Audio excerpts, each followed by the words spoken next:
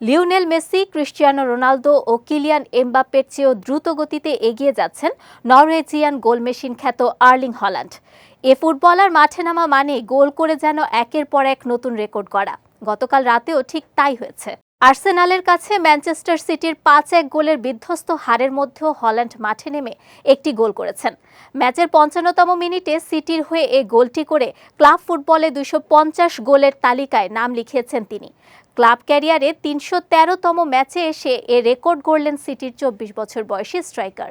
এর আগে এ তালিকায় এগিয়ে ছিলেন লিওনেল মেসি। ৩২৭ ম্যাচে ২৫০তম গোলের দেখা পান বার্সেলোনা ও পিএসজি মাতানো ইন্টার মায়ামির এ আর্জেন্টাইন কিংবদন্তি। এর পরের স্থানে থাকা কিলিয়ান এমবাপ্পে ৩৩২ ম্যাচ খেলে করেছিলেন ২৫০ গোল। এ তালিকার চতুর্থ স্থানে থাকা বায়ার্ন মিউনিখের স্ট্রাইকার হ্যারি কেইনের লেগেছে ৪৩০ ম্যাচ।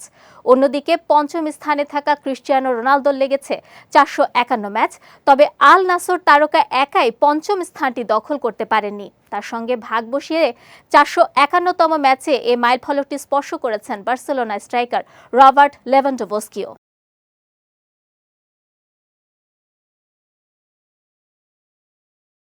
এদিকে Sergio Aguero, Karim Benzema, Mohamed Salah ও ওয়েন রুনিদের মতো তারকা ফুটবলারদের এ মাইলফলকটি স্পর্শ করতে পাড়ি দিতে হয়েছে ৫০০ ম্যাচ।